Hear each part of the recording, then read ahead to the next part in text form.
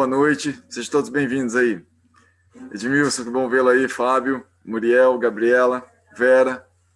Aqui nós estamos também aqui no sítio com o Atul, com a Varsana, com a Vraja, com a Sati, com o Radharaman, a Aditi, Vishnu e Narottam. Uma galera. E a Shanti, não podemos esquecer a Shanti, a nossa gata. Boa noite a todos. Pessoal, hoje nós nos encontramos para estudar o capítulo 11. Espero que vocês tenham gostado aí, né, das leituras que a gente fez até agora, até o capítulo 10, né, que a gente estudou. E se vocês têm algum comentário, alguma dúvida que vocês já queiram começar a partilhar agora, né, no início da aula, pode ficar à vontade. E a gente dá parte dessa sessão de perguntas e respostas para a leitura do capítulo 11 mesmo. Vocês têm alguma dúvida que ficou da aula passada, que vocês gostariam de trazer agora para essa aula?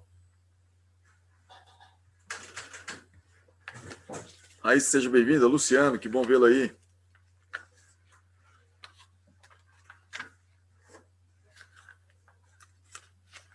Ó, hoje nós vamos ler o capítulo 11, tá, pessoal? Hare Krishna, Prabhu. Hare Krishna, seja bem-vindo. Vamos ler o capítulo 11. Capítulo 11 tem 55 versos, bastante versos. Quem que topa ler? Candidatos? Quer ler? Sou candidato aí, Prabhu. Legal, Luciano. Quem mais? Quer ler? Eu leio. A Varsana está aqui, ó. A Varsana. Essa Varsana. Esse aqui é o Atul, ó. Boa noite. Gente linda. Hare Krishna. E a Vraja está aqui, ó. Vraja, só mostra dá um oi pro pessoal aqui. Olá. Então, e aí o Luciano, ouviu o Edmilson falar que quer ler também? Opa, legal, o Edmilson vai ler também. Neida também?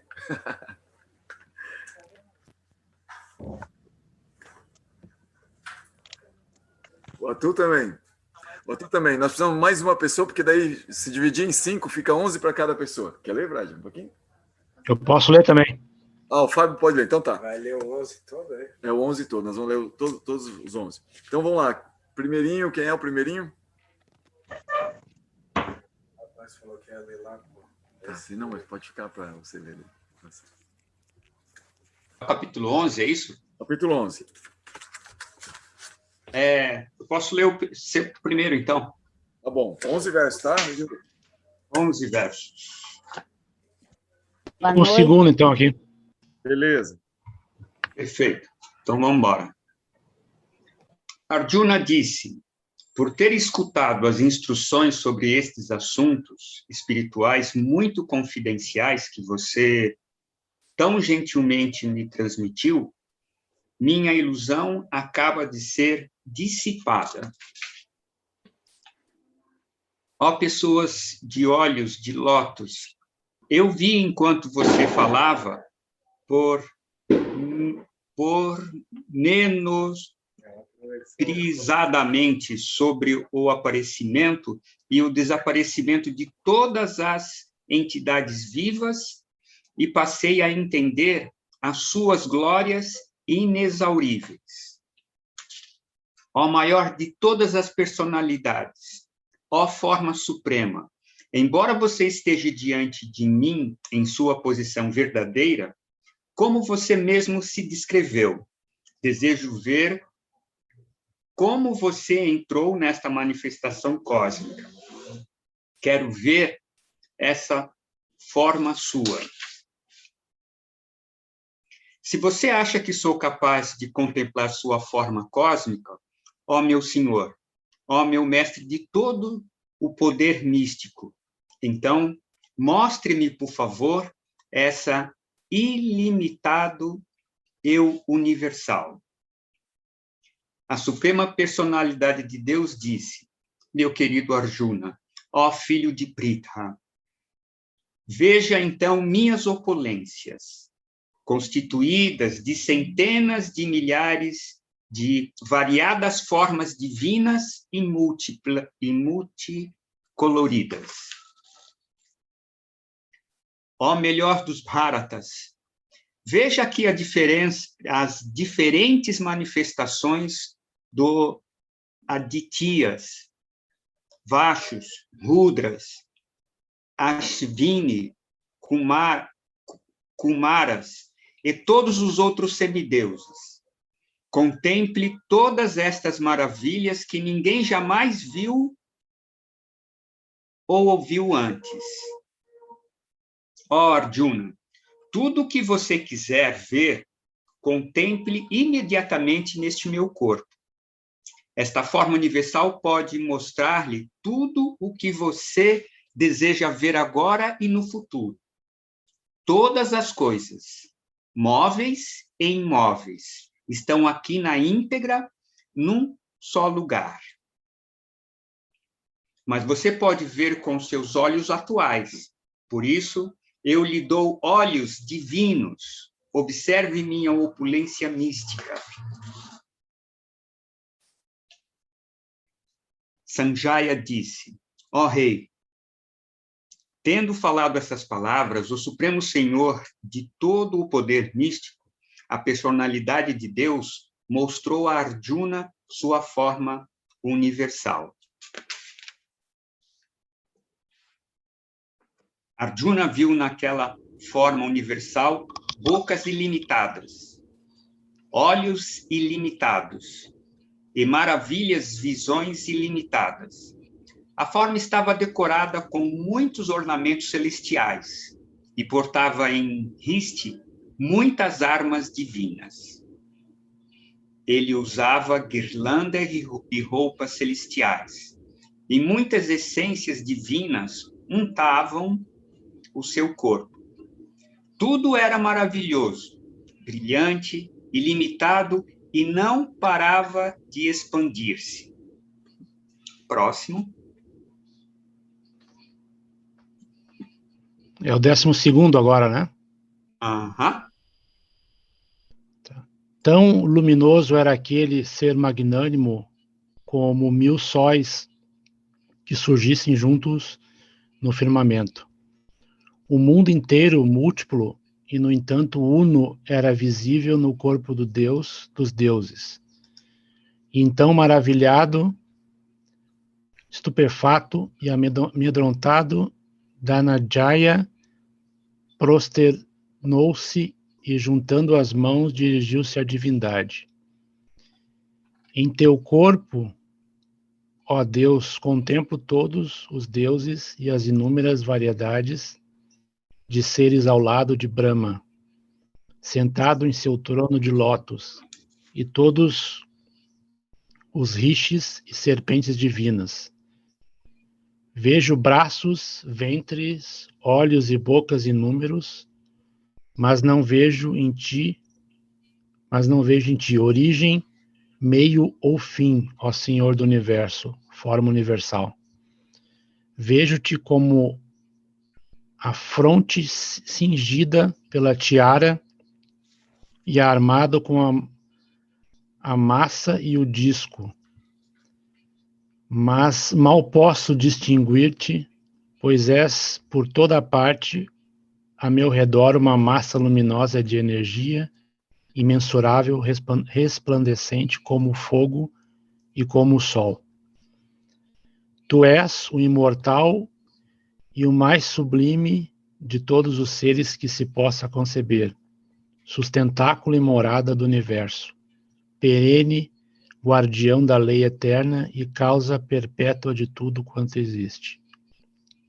Em ti não há princípio, meio ou fim. Teu poder é imenso, infinitos são teus braços. Tens por olhos o sol e a lua. Teu rosto é flamejante como o fogo do sacrifício. E com tuas irradiações abrasas este universo. Apenas tu preenches o espaço entre o céu e a terra. Os 3 mundos estremecem, ó ser magnânimo, ao contemplar tua forma tremenda e prodigiosa. A ti acorrem as legiões de deuses, alguns deles cheios de temor te invocam, juntando as mãos. Salve! Exclamam em coro as multidões de grandes rishis e siddhas. Louvam-te em cânticos sublimes. Os rudras, adityas, vasos, sandhyas, vishavas, ashvins, marutos, os mapas, assim como os músicos celestes e ashkas, asuras, siddhas, te contemplam todos maravilhados. Próximo.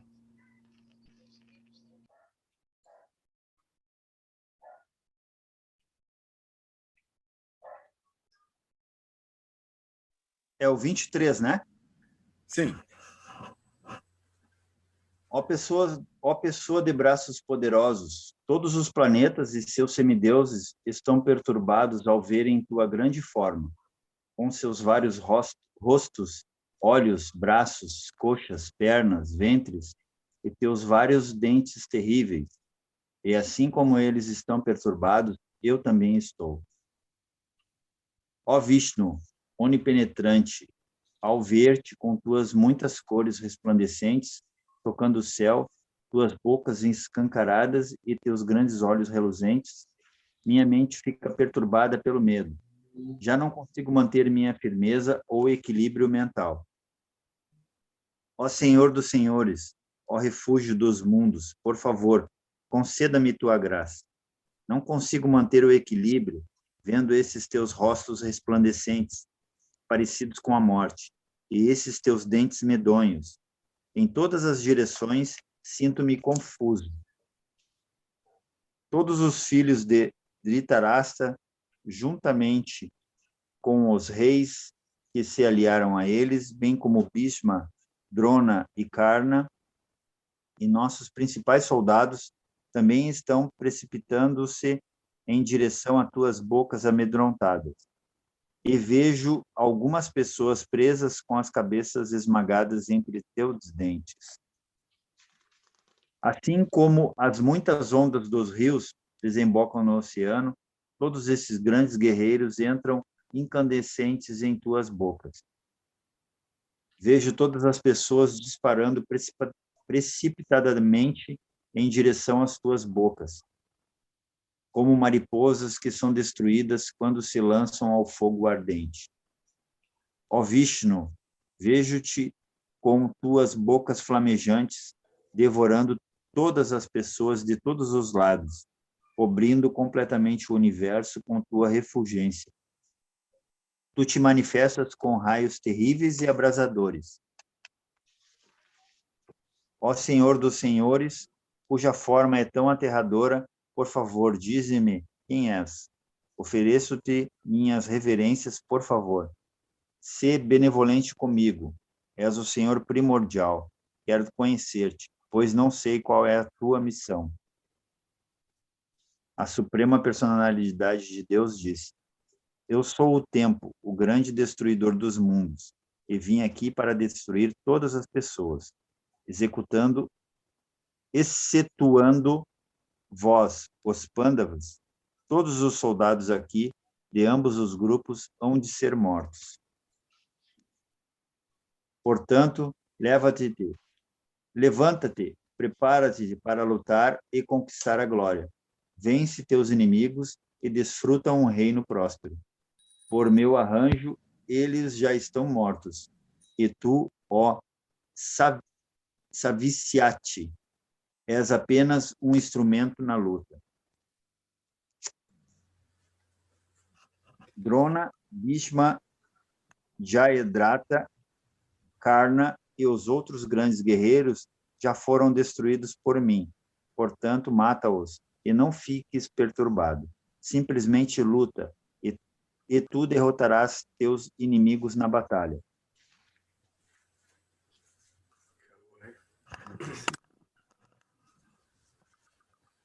Continuo? Oi. Vou fazer. Então tá.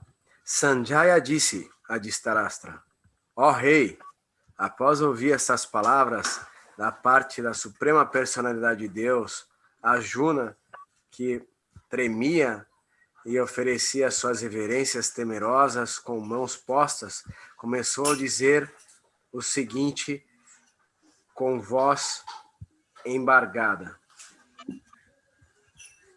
A Juna oferece as orações, suas orações. Ó Krishna, Rishikesh, o mundo inteiro se regozija ao ouvir o seu nome e assim todo mundo se atrai a você. Ainda que os seres perfeitos oferecem sua homenagem respeitosa a você, os demônios têm medo e fogem daqui para lá. Tudo isso é feito em forma justa. Ó grandioso que está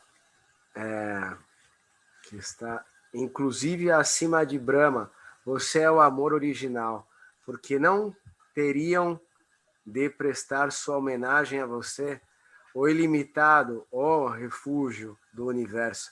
Você é a fonte inesquecível, a causa de todas as causas, transcendental e a esta manifestação material.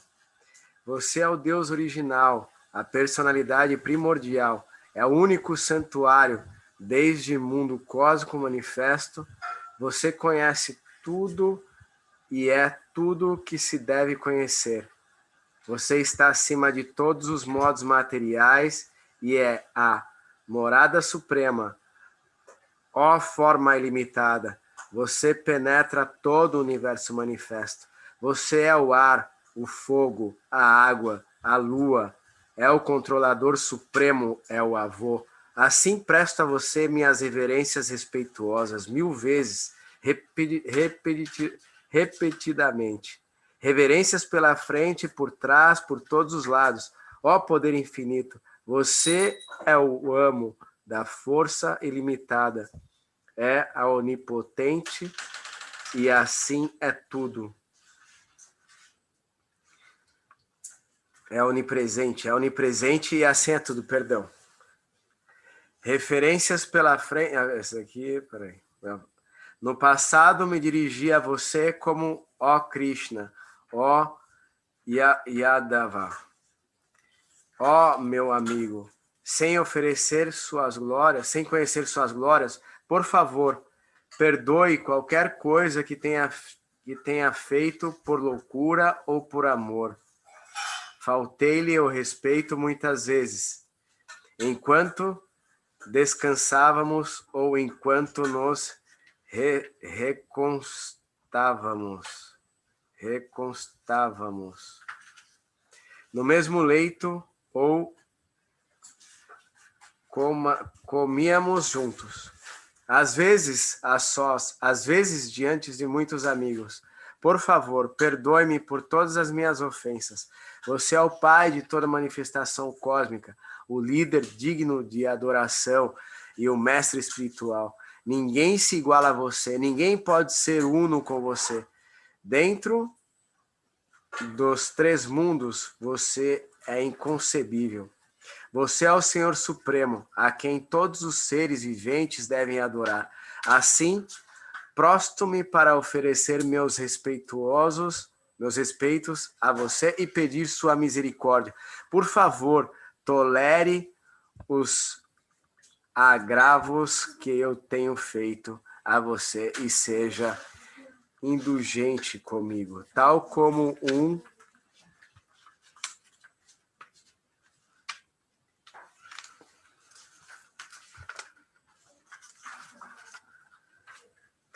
pai para o seu filho, tal como um pai com o seu filho, ou um amigo com seu amigo, ou um amante com sua amada.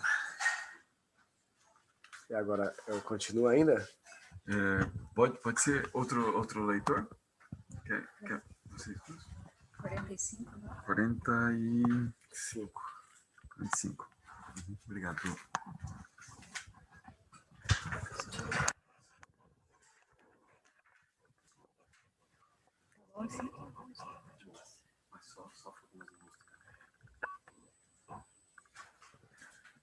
Após ver essa forma universal que jamais havia visto, sinto-me satisfeito, mas ao mesmo tempo minha mente está perturbada pelo medo.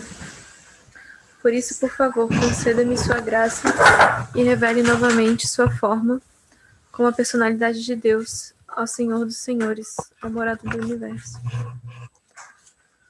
Ó forma universal, ó Senhor de 1000 braços, desejo vê-lo em sua forma de 4 braços, com elmo na cabeça, com massa de escubúzio e flor de lótus em suas mãos. Anseio por ver você nessa forma. Você quer ver? É quantos para cada um? 11, né?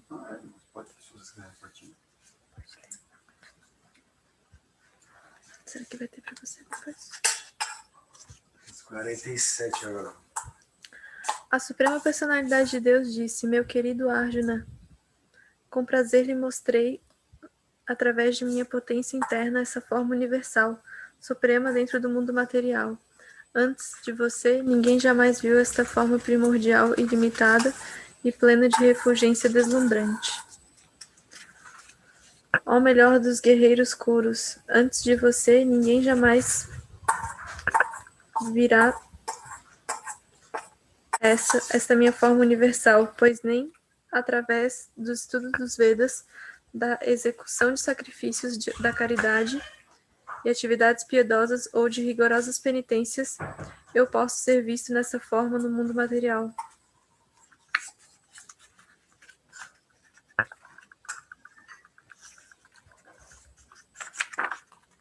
Você ficou perturbado e confuso ao ver este meu aspecto horripilante. Agora basta, meu devoto, volte a livrar-se de toda perturbação. Com a mente tranquila, você pode então ver a forma que deseja. Pode ser.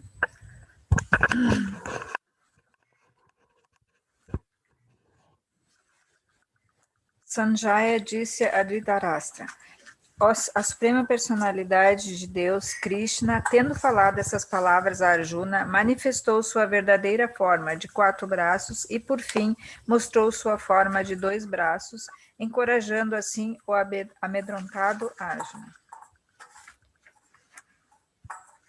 Ao ver Krishna em sua forma original, Arjuna então disse: ó Janardana, agora que vejo esta forma aparentemente humana, de uma beleza sem par, minha mente está tranquila e reassumi minha natureza original. A Suprema Personalidade de Deus disse: meu querido Arjuna, essa minha forma que você agora vê é muito difícil de contemplar. Até mesmo os semideuses sempre buscam a oportunidade de ver esta forma que é tão querida. A forma que você vê com seus olhos transcendentais não pode ser compreendida através do simples estudo dos Vedas, nem por submeter-se a sérias penitências, nem por fazer caridade, nem por prestar adoração. Não é por esses meios que alguém pode ver-me como sou. Meu querido Arjuna, só pelo serviço devocional indiviso é possível compreender-me como eu sou, aqui diante de você, podendo ser visto diretamente. Somente desta maneira você pode ingressar nos mistérios da compreensão acerca de mim.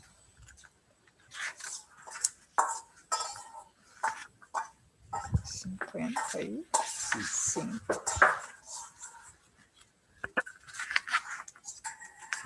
Meu querido Arjuna, aquele que se ocupa em meu serviço devocional puro, livre das contaminações das atividades fruitivas e da especulação mental, que trabalha para mim e faz de mim a meta suprema de sua vida, sendo amigo de todos os seres vivos, com certeza virá a mim. Obrigado. Obrigado aí, pessoal, todos que leram. Muito obrigado. Fique à vontade, gente, se vocês já quiserem comer, fique à vontade, tá? Bom, eu vou compartilhar com vocês alguns slides aqui para fazer uma guia aqui nos comentários. Fiquem à vontade para me interromper por algum tema que chama a atenção, vocês gostariam de focar, conversar mais a respeito. E no final também eu vou perguntar se vocês querem fazer comentários, se vocês têm dúvidas também, tá? No final do meu comentário, mas Fiquem à vontade para me interromper em qualquer momento. Deixa eu voltar um pouquinho. Bom, então, nós vemos aí que a Arjuna pede para ver a forma universal. Essa aconteceu, se vocês leem o Mahabharata, vocês vão encontrar um outro momento em que Krishna apresenta a forma universal no Mahabharata. Parece que são 2 momentos que ele apresenta a forma universal dentro do Mahabharata. 3 com esse. Mas um deles é quando Krishna vai como mensageiro até os Kurus, mensageiro dos Pandavas, vai até os Kurus, com uma proposta de paz, de que não haja essa guerra, essa batalha de Kurukshetra, que não aconteça. E aí, Duryodhana propõe prender a Krishna, alegando que se eles prendem a Krishna, Krishna é um aliado de Arjuna, é tão querido por Arjuna, é tão querido aos Pandavas, que se eles prendem a Krishna, eles vão ter muita vantagem. Então ele meio que propõe um ardil, né, para tomar uma vantagem na guerra. E aí quando eles se aproximam para prender a Krishna, Krishna dá uma risadinha e começa a mostrar a forma universal. E todos no palácio começam a ficar abismados com o que começam a ver. Porque começam a ver todo o universo, várias situações do universais, eles mesmos, ali naquela forma de Krishna. Olhando para Krishna, eles conseguem ver tudo no universo. E é muito espantoso. E é impressionante que eles começam a falar abismados do que estão vendo, e o rei de Dhritarashtra, que é cego, não vê. E ele fala: Krishna, por favor, me tira a minha cegueira para que eu possa ver. Aí Krishna responde para Dhritarashtra nesse momento: você não precisa deixar a sua cegueira, mas eu vou te dar uma visão com a qual você vai conseguir ver o que todos estão vendo aqui. Então Dhritarashtra também viu a forma universal. Mas Arjuna não estava nesse momento. Então Arjuna, depois de toda essa apresentação de Krishna como o Ser Supremo, ele falou: eu também quero uma casquinha. Eu também quero ter essa oportunidade de ver o que aquele pessoal viu e eu não vi. Então ele pede para Krishna mostrar a forma universal. Depois de toda essa fala, né, a gente acompanhou até o capítulo 10 como Krishna se apresenta como uma pessoa suprema que está intimamente relacionado com os seus devotos, que está, né, cuidando dos seus devotos. Então, quando ele se apresenta como Deus, Arjuna fala: então, já que é assim, vou aproveitar a chance e me apresenta a tua forma universal. Eu queria ver também. Uma curiosidade, assim, né? De ver o universo inteiro, né, em Krishna. Então, essa é como os cientistas têm isso, né? Essa curiosidade de saber como é que funciona o universo, como é que funciona as células, né? A baratinha, o ratinho, o peixinho. Querem saber como funciona tudo, né? Então, Arjuna deu essa curiosidade que representa um pouco de todos nós. E aí Krishna mostrou. Krishna começa a mostrar, né?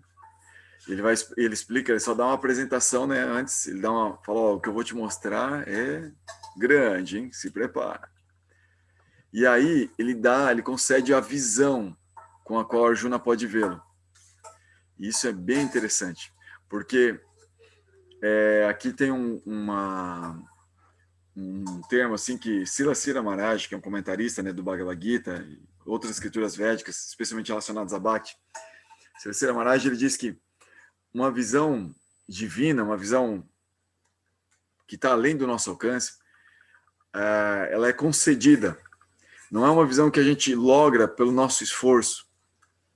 Ela é concedida. É alguém que permite se mostrar, permite se conhecer. E nós vemos que em todos os casos, especialmente de pessoas assim que têm algum conhecimento superior a nós, que são pessoas especiais, para a gente conhecer essas pessoas, ou o que elas têm para entregar, o conhecimento delas, elas têm que dar com uma certa permissão para a gente acessar esse conhecimento delas, essa individualidade delas, a personalidade delas. Como se a gente invadir, a gente até pode fazer isso usando algumas estratégias, ser simpático e tal, e ir lá e tentar, e assim conseguir uma certa intimidade com alguma pessoa, e essa pessoa então abrir as portas de sua casa e mostrar. Mas no mais leve demonstração de que nós estamos com segundas intenções, essa pessoa vai se retrair, não vai mostrar mais e vai deixar por aquele lado. E todas as pessoas, elas são muito grandes, né? Qualquer pessoa, por mais simples que seja, é uma pessoa muito grande, que tem muitas facetas da sua mente, da sua personalidade, da sua alma, que ela poderia demonstrar e demoraria, às vezes, uma vida para conhecer, né? E nenhuma vida a gente não conhece uma alma, né? Diga as pessoas que estão casadas há muitos anos, muitas delas já ouvi falar assim, pessoas com 30 anos, 40 anos de casadas, isso eu não conheço. Essa pessoa que está comigo até hoje, assim. Até hoje eu ainda vejo novidades que eu não conheço. E então, imagina Deus, né? E se você demonstra essas características assim, de não ter inveja, né? De ser uma pessoa amistosa, então é natural que a pessoa se demonstre quem é. Então, é como Krishna dá essa oportunidade para Arjuna, porque vê essas qualidades nele, ele já falou isso no capítulo passado, né? Que Arjuna tem essas características de ausência de inveja, né, e uma amistosidade. No capítulo 9 ele falou isso. E ele agora ele vai dar uma visão, ele vai dar a capacidade para Arjuna vê-lo. Então essa visão divina, ela é como um despertar que nós podemos ter para ver a transcendência. E ele chega por graça. É como que dentro de Bhakti existe muito isso assim, de que nós entramos com uma parte você, para chegar a Deus, você precisa de duas coisas. Precisa do teu esforço e sinceridade e precisa da graça dele. Então, se não tiver a graça dele, a gente não vai em frente, a gente não consegue chegar lá. Então, essa graça dele é necessária. E ela é a maior parte de todo o processo, é graça dele. Pouca coisa a gente consegue fazer em termos de esforço, e às vezes a gente não consegue mesmo ser sincero, porque às vezes a gente não se conhece direito. Então, é muito importante contar com essa graça, apesar da nossa falta de conhecimento sobre nós mesmos, né? Ou seja, essa incapacidade de ser sincero. E também às vezes a gente não consegue se esforçar. Às vezes a gente tem muita preguiça, né? Tem muita coisa assim, conhecer Deus dá muito trabalho, é infinito. Não, vamos voar mais baixo, né? E aí, então, pela graça dele, a gente começa a ter um tipo de entusiasmo para conhecê-lo, para se aproximar dele, para travar uma experiência dele. Então, pela própria graça dele, nós adquirimos um certo gosto, uma certa atração por isso. E se algum dia nós começamos a ter essa atração, praticamente ele vai fazer o resto do trabalho. Meio que a gente só deveria dar jogar um gravetinho na fogueira e ele joga todo o resto da lenha.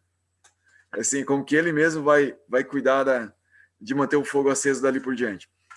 Mas esse gravetinho, para nós, às vezes vai parecer muito esforço. E essa aparência de ser muito esforço é muito bonita do lado de vista dele. Assim, ele gosta muito, isso satisfaz muito a ele. Ver que uma alma condicionada, atrelada à matéria, gosta muito da matéria, não está sentindo nenhuma atração pela transcendência, nenhuma atração por ele, que é a transcendência personificada. E está tão intoxicada com a matéria, se apropriando da matéria, se divertindo com a matéria.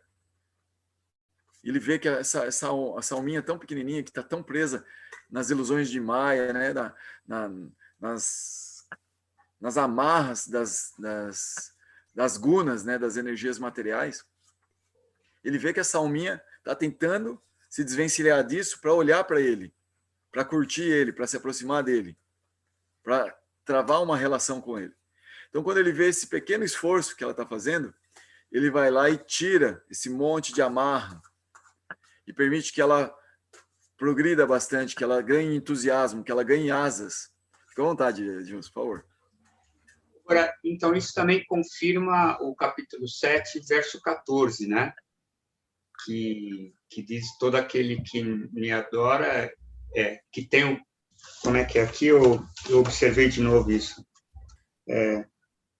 Esta minha energia divina, que consiste dos 3 modos da natureza material, é difícil de ser suplantada. mas aqueles que se renderam a mim podem facilmente transpô-la. Isso. É um pouco isso que você está falando. É isso mesmo? É isso mesmo. É isso mesmo. E aí a gente vai percebendo, conforme vai transpondo, né? Quando vai passando, vai percebendo que a gente não está fazendo esforço nenhum. É só graça. É como que não tem assim como que algo que eu faça tanto e que tanto esforço. Não. É muito potente, é muito forte e eu praticamente não fiz nada. Silasira Maharaj, ele diz assim que no início da prática a relação é assim, parece que eu tô deixando de lado muita coisa para travar esse esforço para se conhecer a Deus.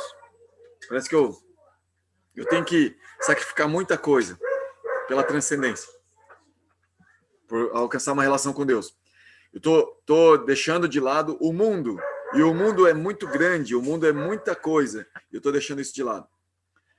E conforme a pessoa vai progredindo, ela vai vendo que o que ela está deixando de lado não é tanta coisa assim. A graça é muita e o que tem para alcançar é bastante, então fica meio empatado. E quando a pessoa avança mais, ela percebe que ela não fez nada. E a graça é imensa, é infinita. E a pessoa não fez nenhum esforço. Então há uma progressão na consciência do praticante. No início, o praticante sente que está se esforçando. O meu mestre uma vez me contou sobre Santa Teresa d'Ávila, que ela tem um livro que ela diz isso, assim, que quando ela começa, geralmente quando ela começava a rezar no claustro dela, né, quando ela ia começar a orar, ela sentia que era assim como que ela indo no rio, bem longe, pegar água, a água desse contato com a transcendência, né? Ia caminhando bastante, se esforçando bastante para pegar água. Mas depois de passado algum tempo orando, ela sentia que aquele processo era como uma chuva que caía abundante, que ela não tinha nem como segurar, de tanta graça que era. Então, o meu mestre disse que no nosso processo de bhakti, né, de aproximação do Senhor Supremo, acontece isso mesmo. No início parece que a gente está se esforçando muito para deixar de lado nosso apego à matéria, a ser proprietário da matéria, a ser senhor da matéria, para deixar essa posição de senhor e assumir uma posição de servo do Senhor Supremo, servo dele em todas as condições. E como ele está em tudo, está em todos, ficar esperto para como é isso de ser servo, né, em todas as situações. Então a gente é um desafio assim, essa mudança de consciência, porque nós estamos muito acostumados, muito intoxicados com a posição de senhores.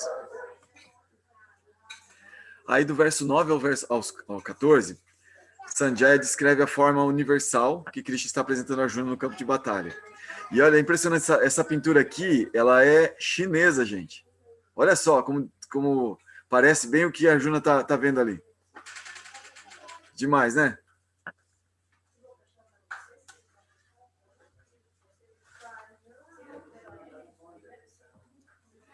Olha aqui outra, essa aqui é indiana. Essa aqui é a indiana e a própria Bhagavad Gita. Olha, a Arjuna de mãos postas aqui, né, vendo a forma universal. Mulheres de braços, de olhos e de boca. Daí no verso 15 a 31, Arjuna, ao contemplar a forma universal, ele fica muito temeroso. Porque essa forma universal, ele vê o pessoal morrendo. Ele vê o pessoal, assim, todo mundo sendo morto, né? Porque isso era uma das coisas que ele queria ver, né? O Krishna falou assim, contemple o que você quiser nessa forma universal. E justamente Arjuna queria ver não só os outros planetas, os sóis, os universos, as galáxias, ele queria ver o que ia acontecer ali naquele campo de batalha, como é que estava a posição da forma universal em relação a todo mundo que estava no campo de batalha. E ele viu todo mundo morrer de forma terrível. Então isso deixou ele muito assustado. A forma universal, assim como que a forma universal significava o destino. E ali ele estava vendo o destino cruel com todos os amigos, os parentes dele, E justamente ele que não queria ver o sangue da galera, né? Ele não queria lutar, ele queria deixar tudo aquilo. Então ele ficou com muito medo. O Goura, Sim. da mesma maneira, assim, eu achei interessante. Ele estava tendo uma relação com Arjuna, mas ele também permitiu que os outros vissem. É isso? Também os outros estavam vendo? Então, se é uma graça, como que todos eles também, os outros, estavam vendo? É isso que eu não... Então, aqui, essa pergunta eu não sei responder assim, se todos os outros estavam vendo, mas Sanjaya estava vendo. Sanjaya, que era o amigo, o companheiro servo de Dhritarashtra, o rei cego, que estava no palácio e não foi para o campo de batalha, Sanjaya estava vendo e estava descrevendo para Dhritarashtra essa forma universal. Ele também viu. E ele viu a Arjuna tá tão temeroso daquele jeito, né? Ou seja, ele foi narrando o que estava acontecendo e ele estava maravilhado com o lance e narrando. Mas os demais eu acho que não viram, não. Não viram. Parece que só Dronacharya e Bhishma.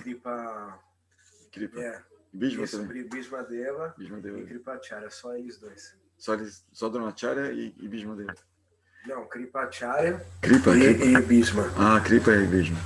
Que legal. Isso, eu não sei se foi esse momento ou foi o outro, mas só eles dois que podiam ver. Ah, interessante. E os outros nenhum podiam. Ah, interessante. Nesse momento aí ninguém viu. Ninguém viu. Então, nesse momento ninguém viu. Só a Arjuna. Se alguém pudesse ver, seria Bhishma Deva, porque não está claro. Não ficou claro. Isso, Bhishma Deva ou Kripacharya. Porque eles, num outro momento, puderam ver. Inclusive, acho que... Não lembro agora qual foi. Mas que ninguém viu e eles dois puderam ver. Então, aí, nesse momento, supostamente, também eles poderiam ver, porque como que desenvolveram uma certa... Uma visão, assim, né? Como que tem já uma certa conexão com Krishna, na qual eles também têm acesso. Mas nessa, eles não puderam ver. Nessa, pode ser que eles viram, aqui não fica claro. Não fica claro, Não fica claro mas os outros não viram. Os outros não viram. Só Arjuna. Então os outros não viram. Pelo que a gente tem de informação assim, Edmilson, eu não vi em nenhum lugar afirmando que os outros viram.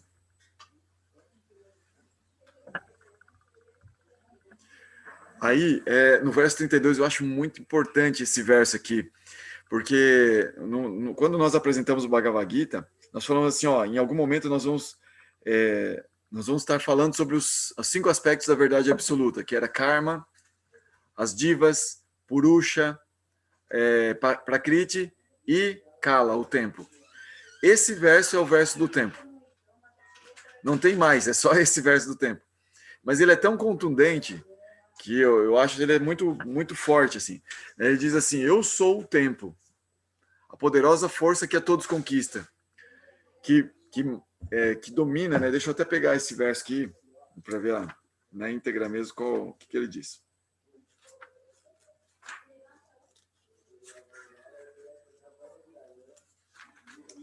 Diz assim, se Bhagavan disse, eu sou o tempo, poderoso destruidor do mundo. Estou aqui para aniquilar a todas essas pessoas. Inclusive, sem teus esforços, nenhum só dos guerreiros de ambos os exércitos sobreviverá. Inclusive, sem teus esforços. Ele falou para Arjuna, né? E assim, ele estava na forma universal e Arjuna fazendo as orações e falou, quem é você, né? E daí ele falou, eu sou o tempo. Então, essa forma universal que a gente vê, é como se você dissesse assim, ô Edmilson, quem realmente você é? E aí o Edmilson falasse assim, quem ele é lá no fundo dele, no fundo mesmo, não o professor de yoga, não o pai do Satya esqueci o nome da sua filha, Edmilson. O Surya e Beatriz. O Surya e Beatriz. Então, ele não vai falar que ele tem essas... Ele não vai falar dos papéis, ele vai falar de quem ele realmente é. Então, Krishna está mostrando para Arjuna o jeitão que é o corpo dele, a forma universal, mas ele pergunta quem você é. E aí, na essência, a essência dessa forma universal é o tempo. Então, quando nós estamos lidando com o mundo, nós estamos lidando com o tempo. Isso é muito importante entender. Que com quem nós estamos lidando realmente é com o tempo. O tempo, ele está controlando tudo que está ao nosso redor. Tudo, tudo, tudo, tudo. Nosso corpo, o corpo dos outros, os momentos em que nós vamos falar uma coisa, a pessoa vai entender outra, porque é questão de tempo. Cada um tem o seu tempo. E o tempo está controlando todo mundo. Isso é a forma universal. Isso é Krishna, na sua energia externa, na sua energia, esse aspecto de Krishna no mundo material é o tempo. Se alguém diz assim, a única certeza que a gente tem é da morte, é porque essa pessoa, ela está se relacionando somente com a forma do tempo de Krishna. Porque a única coisa que ela respeita em Krishna é o tempo. O aspecto tempo dele. O tempo, ele é inexorável, ele chega para todo mundo e ele controla todo mundo. Então, quando alguém diz assim, olha, eu não acredito em Deus, aí você pode perguntar, mas você acredita no tempo? Aí se a pessoa disser assim, mas o tempo é relativo, tá? Então fala, me explica como você vai entender eu vou te dar uma definição de tempo. O tempo, ele modifica tudo nessa matéria. Tudo na matéria. Tudo, tudo, tudo. E essa modificação inclui a morte, né? Assim, tipo, a transformação. O tempo é a transformação de tudo na matéria, ou seja, a morte mesmo. E na relatividade da tua compreensão do tempo, ele não faz isso? Aí a pessoa vai entender que isso ele faz mesmo ele sendo relativo. Sempre, se eu percebo o tempo de uma forma e outro percebe de outra forma, do mesmo jeito que eu percebo, mesmo eu percebendo diferente do outro, o tempo continua modificando a matéria para mim e para ele. Isso é absoluto. Então, a relação que cada um de nós tem com o tempo é particular e relativa à nossa posição no universo. Mas o que ele faz é absoluto. Ele controla e modifica essa matéria. Tudo que é material. Tudo que é material é modificado e controlado pelo tempo. Tudo. A mente da gente, a personalidade, tudo. Só o que é transcendental é que o tempo não muda. Está fora da jurisdição do tempo. E outra coisa que me chama a atenção nesse verso, que eu fico muito empolgado, né, de pensar nisso. Prabhu, desculpa aí interromper, Prabhu. Pode ficar à vontade, por favor. Nesse ponto aí, né? E o tempo, ele não é material, né, Prabhu? Ou é material? Então, ele é material, né? A gente entende que o tempo é Krishna. Krishna não é material. Sim. O tempo também é transcendental. Sim. Aí o Fábio pergunta, mas não deveríamos ser eternos em essência? Sim. Então, Fábio, essa informação é muito importante. Quando a gente olha para nós mesmos e a gente encontra aquela parcela de nós que não mudou com o tempo, esses somos nós. O resto é matéria. O que modificou com o tempo é matéria, não somos nós. É como uma roupa que a gente trocou. Se nós pudermos encontrar numa investigação interna aquela parcela de nós que nunca mudou com o tempo, esse realmente somos nós. É uma investigação que vale a pena. O Bhagavad Gita meio que instiga isso. Ele vai dando várias informações para a gente fazer essa investigação. A gente vai, nos próximos capítulos, a partir do 13 especificamente, ele vai dar mais informação para trabalhar essa investigação. Mas com mais essa dica, né, de que o tempo ele é o que modifica tudo. E outra coisa que me chama muita atenção é que o tempo ele é uma personalidade. Ele não é uma energia. Krishna diz, eu sou o tempo. Às vezes a gente faz, não sei, eu quando trabalhava numa empresa, era uma grande corporação, né? Então, a gente tinha aqueles cursos, sabe aqueles cursos de gestão e tal? Aí sempre tem aquele curso de gestão do tempo, né? Aí esses cursos são famosos dentro da empresa, assim, né? Para a gente aprender a não procrastinar e tal, né? E a fazer uma boa gestão do tempo. E aqui o conceito é que para a gente ter uma boa relação com o tempo, nós temos que reverenciá-lo e obedecê-lo. Não tentar controlá-lo, não fazer uma gestão realmente. Seria fazer uma boa gestão de relacionamento com o tempo. Essa dica aí é fantástica, hein, Prabhu? Oi? Essa dica aí é fantástica, né? Eu acho que ela ajuda, sim. Porque se você percebe que para tudo você tem um tempo, e depois aquele tempo ele vai te obrigar a fazer outras coisas, a gente vai ser obrigado mesmo. Então, que naquele momento em que nós estamos, nós temos que aproveitar o que ele está nos mandando fazer naquele momento e entender isso mais profundamente possível e dar o nosso melhor naquela hora. É meio que o Carpe Diem, né, que a gente assistiu lá naquele Sociedade dos Poetas Mortos e tal, né? Viveu aqui e agora com intensidade, né? Mas a gente precisa ter uma boa relação com o tempo para viver esse aqui e agora. A gente não pode desprezar a força do tempo. Né? Quem ele é? O Senhor. É o Senhor Supremo, é Deus mesmo, né? É o Senhor. Então, para as pessoas materialistas, ateístas, esse é o Deus. E eles deveriam ter muito respeito e muito cuidado com esse aspecto de Deus. Mas às vezes a gente não percebe assim que eles tentam controlar. Essa é uma atitude assim que depois nós vamos ver, a atitude assúrica, que é a atitude de querer controlar tudo e todos. Então as pessoas tendem a querer controlar o tempo. Isso é uma atitude assúrica. Né? O cara é tão insignificante que quer controlar a maior força do universo.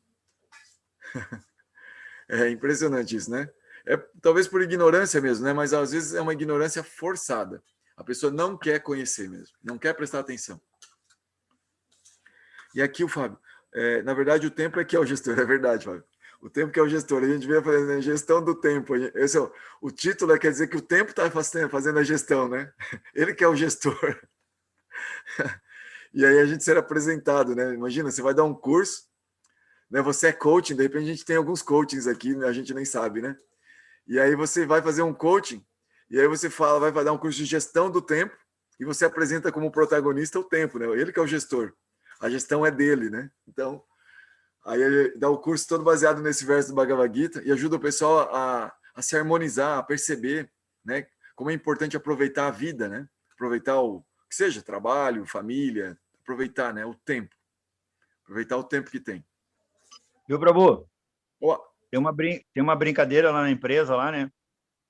sim. E quando os gestores começam a ficar muito ansiosos e querer demais, a gente começa a apontar para o relógio que tem na parede e dizer, olha lá, quem manda em todos é aquele lá, ó, não adianta nada. Oh, que incrível, hein? Incrível, legal. Aí, Fábio, legal, o Fábio compartilhou aqui um ditado. Quando os homens fazem planos, os deuses dão risada. Isso existe muito entre os Bhakti Yogis, sabe? Os Bhakti Yogis sempre dizem isso. Faz plano para fazer Krishna dar risada. Faz plano. Aí, isso diverte Krishna. Aí nos versos 33 e 34, lute por lutar. Perceba que tudo eu controlo. Então, como que Krishna dá, depois de mostrar, né, toda essa grandiosidade dele, perceber como ele está manipulando tudo, Arjuna, relaxa. Relaxa, agora só faz o que você tem que fazer, que é mais fácil para você fazer. Eu que estou fazendo o que eu quero. E não dependo de você. Não dependo nada de você. Mas eu quero que você participe aqui comigo disso tudo e veja o que vai rolar. Porque você é meu amigo, você me quer bem, você me conhece. Aí Arjuna presta orações e louvores à forma universal de ser Krishna. Né? Então, esses são versos bem assim de reverências, né? E a Arjuna até pede desculpas pela forma íntima com que ele tratou a Krishna. Então, vários trechos assim das escrituras da Índia, nós vamos perceber que, eventualmente, Krishna, os devotos, eles mencionam que Krishna coloca os seus devotos em ilusão para poderem se relacionar com ele de uma forma mais pessoal. E ele desfruta muito disso.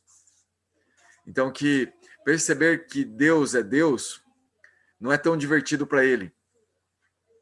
Então, é claro que isso não quer dizer que nós podemos tratar Deus assim de uma forma desleixada e tal, né? Se recomenda que a gente comece pela forma universal, inclusive, pelo tempo e tal, essas tipos de relacionamento mais próximos da nossa percepção. E na medida que a gente vai avançando, vai progredindo, a gente vai perceber que tipo de relacionamento natural nossa alma tem com Deus. Se é de amigo, se é de namorado, se é de um objeto dele, se é filho dele, se é pai dele. Aí, conforme a gente vai evoluindo, a gente vai descobrindo. Mas isso é gradual. A gente não pode forçar a barra, não pode imitar. A imitação aí é super perigosa. Porque é como que o processo todo é para descobrir seu verdadeiro eu, na descoberta do verdadeiro eu de Deus. Se você força a barra tentando ser alguém que você não é, você está eliminando a possibilidade do seu verdadeiro eu florescer mesmo.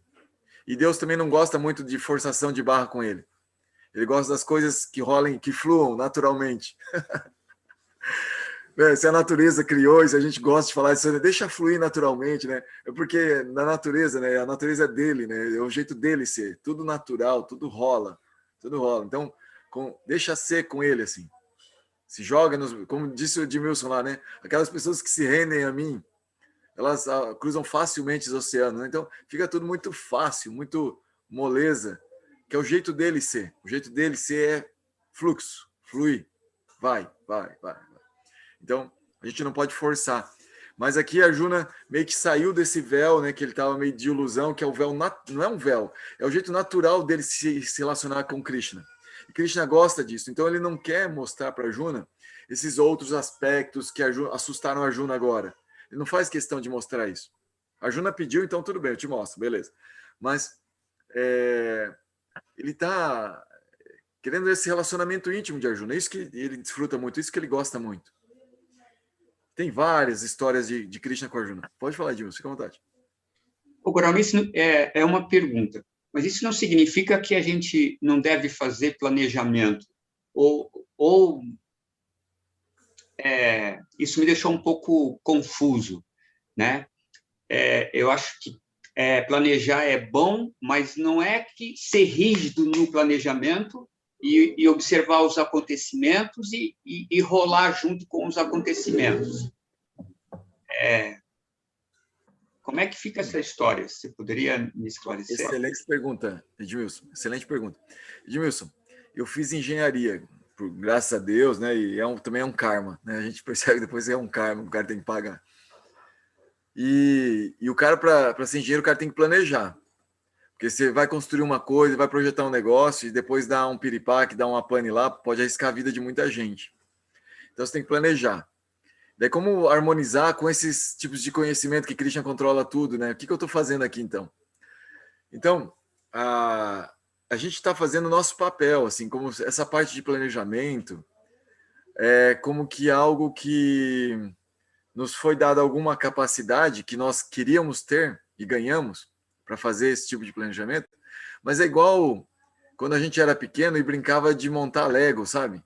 Quando você monta o Lego, você pensa no que você quer no Lego e vai montando e nunca fica do jeito que você queria, né? O Lego. Fica umas coisas assim, daí você inventa outra coisa no meio do caminho. Mas é uma brincadeira. É uma brincadeira. E, eventualmente, nessa brincadeira, a gente tem sucesso naquilo que a gente pensava que queria e chegou num resultado que a gente queria mesmo. Eventualmente.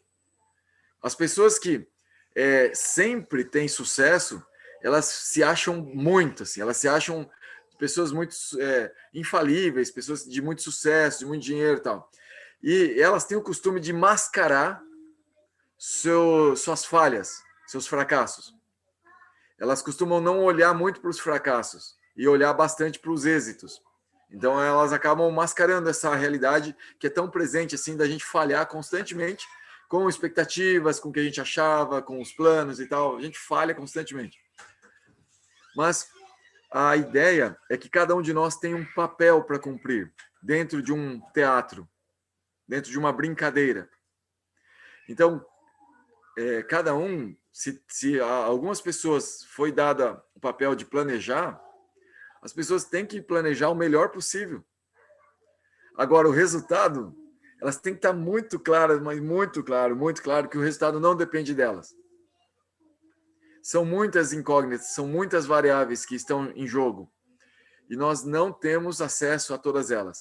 Jamais.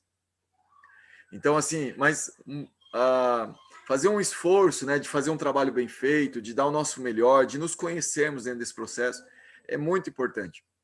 Então, eu costumo dizer assim, né, às vezes a gente fala Bhagavad Gita para empresários, né, pessoas assim que já tá no mundo corporativo, né?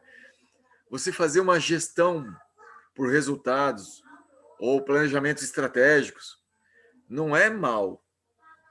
O mal é você ficar apegado ao resultado desses planejamentos estratégicos e nesses resultados pelos quais você está se guiando. São como marcos, referências dentro de um processo que a pessoa está envolvida. Mas aquilo pode estar completamente equivocado. Eu tive um grande professor, assim, que eu considero bastante, né, na engenharia, que ele nos ensinou a fazer planejamento estratégico. E ele falava assim, você escreva os planejamentos estratégicos a lápis. Porque durante a execução do plano, você vai ter que apagar e reescrever várias vezes. Então, assim, se dar conta da obviedade que é, né, esse controle do Ser Supremo sobre nós, sobre tudo. Mas da nossa parte, a gente está tentando identificar essa vontade dele, o que ele gosta mais, então eu vou por aqui me aliando justamente à vontade dele, sabe assim? Como que o planejador, se ele fosse assim, um cara que ficasse analisando para ver as causas e efeitos, ele ia chegar em Deus. Ele ia chegar na vontade de Deus. Se ele tivesse cabeça para chegar lá. Aprofundando o negócio, sabe? Ele ia chegar em Deus. E falar assim, então você quer isso. E vai saber o que vai acontecer no futuro, porque ele sabe o que Deus quer dentro daquela situação. De tanto que ele começa a juntar as coisas, e ele sabe qual que é a vontade de Deus. Não se pegar para obedecer. Vai obedecer, isso mesmo. Fábio, obrigado. E assim, de certa forma, né, a astrologia, ela traz isso, sabe? De planos a longo prazo. É como que todos nós temos assim alguns planos, alguns marcos na vida já traçados desde quando a gente nasce, né? Sai na nossa carta natal, nosso mapa astral. E mesmo no mapa astral, se uma pessoa pega um excelente astrólogo que meio que dá a dica e dá a letra do que vai acontecer e junta bem certinho as informações, a pessoa ela tem todas as chances do mundo para trabalhar a sua conexão com as gunas de uma forma que as gunas não façam tanta influência na vida dela. Externamente, pode ser que elas estejam trabalhando e fazendo tudo na vida dela como estava no mapa astral. Mas internamente, a vida dela mesmo não está sendo influenciada por nada disso. Ela está vivendo esse mundo interno, essa vida dela mesmo, curtindo pra caramba, porque a conexão é outra, é além do que esse mundo de aparências entrega. Então, a ideia é a gente usar essa capacidade, né, de planejamento, especialmente aqui para quem está estudando Bhagavad Gita, né? Se tiver fé em Deus, a partir dessas partes, especialmente que a gente está falando de Bhakti Yoga, né, onde Deus se apresenta como uma personalidade, como que ele é o tempo, pega essas dicas e se conecta para entender qual é a vontade dele. Na hora de fazer um planejamento, um projeto, dá uma conversada com Deus antes, para entender um pouco da vontade dele, assim. E seja feita a tua vontade, sabe? E se der certo, legal, era da vontade dele. Se der errado, era da vontade dele. E você segue em frente, de boa. Reescrevendo planos e seguindo em frente. Seguindo em frente, não se deixando afetar. Percebendo que você está nas mãos do Supremo mesmo.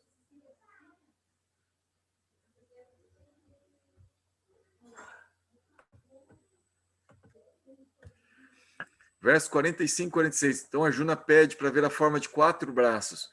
Na Índia, vocês sabem que existem muitas formas de Deus, e ele costuma aparecer como Vishnu de 4 braços, ou Narayana, né? De 4 braços. Aparece ele deitado naquela cobra, né? 4 braços, Lakshmi fazendo a massagem nos pés dele. Então, ele quer ver essa forma de 4 braços de Vishnu. Aí Krishna mostra também.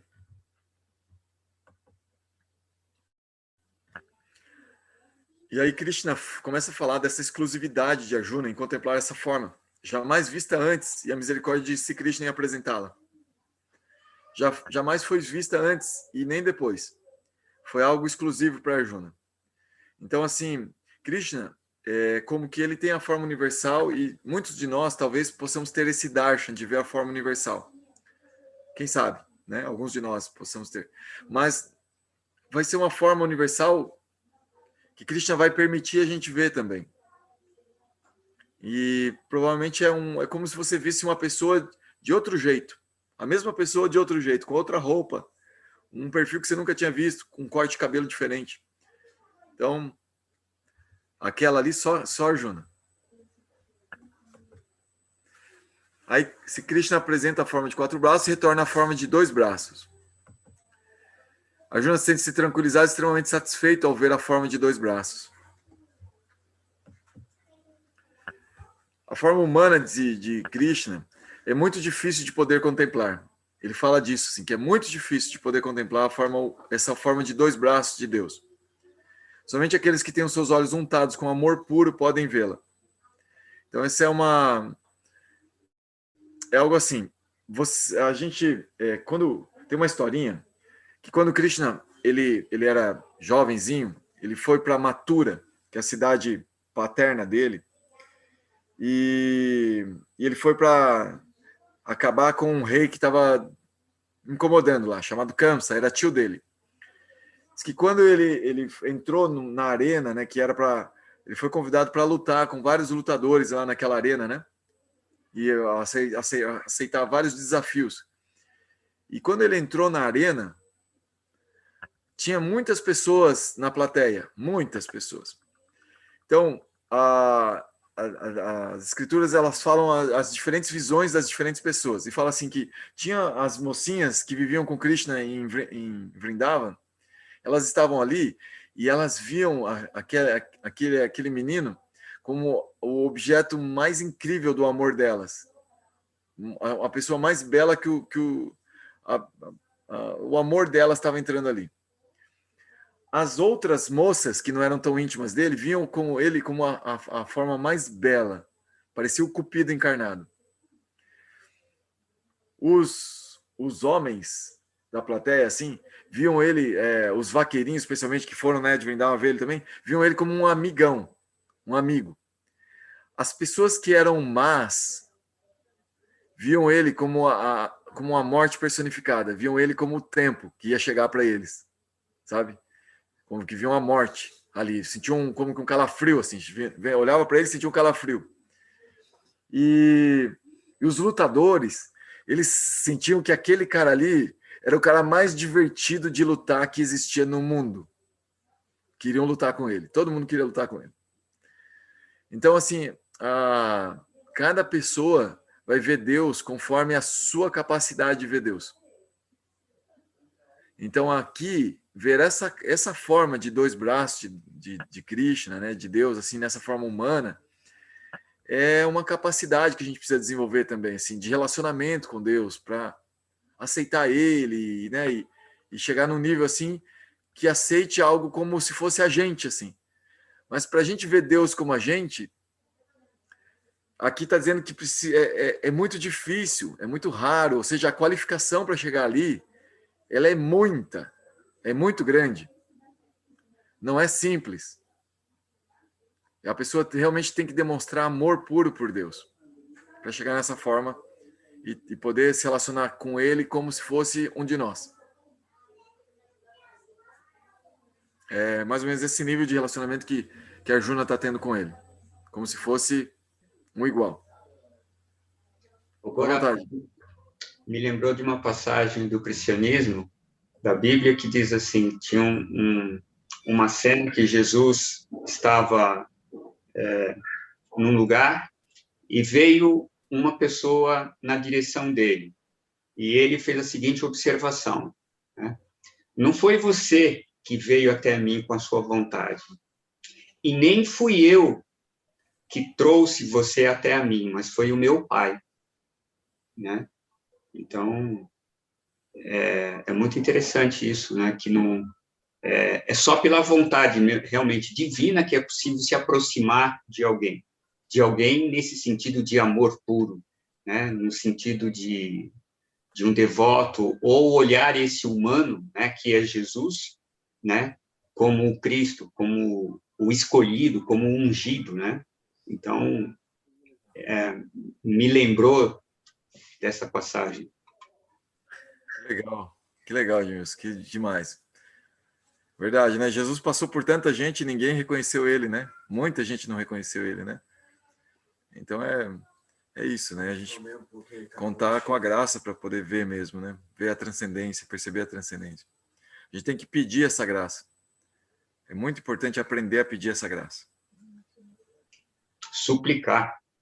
A Arjuna pediu, né? A Arjuna pediu, me dá olhos, por favor, me deixa ver.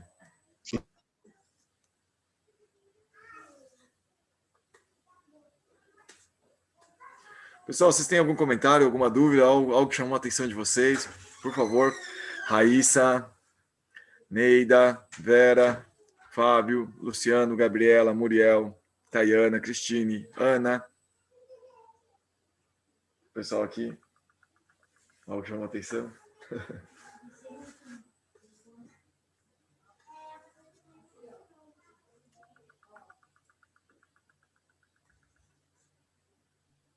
Prabhu, Luciano? Prabhu, isso é uma pergunta recorrente minha, né? Sempre quando tenho a oportunidade, eu sempre pergunto, sempre faço essa pergunta, né? É a questão da nossa relação com Deus, né? A nossa relação, a nossa rupa, né? A nossa verdadeira constituição, né?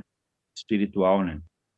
Ela é essa constituição, Prabhu, ela é sempre a mesma, ela muda. Como é que é isso, Prabhu? Então, pensa assim, Luciano, que o corpo que nós temos agora, ele tem o propósito de realizar nossos desejos, nossos sonhos antigos. Então, nós estamos agora usando um corpo para realizar coisas que nós gostaríamos de realizar, vontades. E essas vontades foram escritas no universo, nas estrelas. Está escrito que nossos desejos estão escritos nas estrelas. Então, nós ganhamos um corpo e condições para ir realizando esses desejos durante a nossa vida. Assim também é com a relação com Krishna. Quando nós queremos nos relacionar com Deus, a gente também ganha um corpo apropriado para se relacionar com Deus, se o desejo é esse, para servir a Deus. E sobre a eternidade, sim, vários autores dizem que nós temos uma forma que é eterna e com a qual a gente sente a plenitude nesse relacionamento eterno, nessa coisa que não muda dentro de nós em relação a Deus.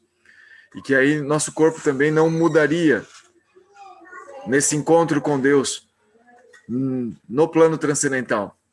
A gente tem um corpo que não muda lá. Mas existem, assim como que situações em que histórias que se contam de lá também, que muda pelo desejo da pessoa desfrutar da relação, de servir a Krishna de uma forma diferente. E aí ela ganha um corpo diferente também. E então, assim, quando uma pessoa tem vontade de servir a Deus, e ela é muito sincera nisso, é importante ela meditar que o próprio corpo dela agora é a forma de serviço dela. Não pensar que o corpo é algo distinto dela. É bem interessante esse ponto. Porque tem um ponto aqui que a gente vai várias vezes assinalado. Nós não somos o corpo, nós não somos o corpo. Né? No início do Bhagavad Gita, você não é este corpo, Arjuna. E aquelas pessoas não são este corpo. Mas quando você começa a buscar a transcendência e percebe que é possível se relacionar com a transcendência, especialmente nessa questão debate, né, de amor. Então o corpo ele passa a ser um meio de relacionamento. E como o relacionamento é transcendental, esse meio passa a ser transcendental também. É o caso, por exemplo, né, de Jesus, memorável Jesus. Jesus estava conectado totalmente com o Senhor Supremo. Então o corpo dele não pode ser tratado como um corpo material, comum e corrente. Se a gente olhar dessa forma para o corpo de Jesus, a gente está perdendo a noção das coisas. Ele estava usando o corpo para um serviço transcendental. Então o corpo passa a ser transcendental também. Então nós, na medida que nós passamos a ter essa consciência transcendental, o corpo ele passa a ser uma ferramenta de transcendência também. É muito bonito isso. Então, a gente não precisa ficar preocupado exatamente com que corpo nós vamos ter adiante, mas nós precisamos ficar preocupados em ter essa conexão de consciência com a transcendência. Uma consciência transcendental. Quando isso acontece, todas as nossas ferramentas serão relacionadas com a transcendência. Elas serão transcendentais também. Então, aí não importa o corpo.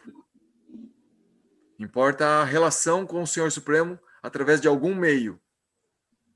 Não importa o meio. Mas o cara quer usar algum meio. E aí ele não fica... A gente, quando é adolescente, quer ter um meio bem bonito, né?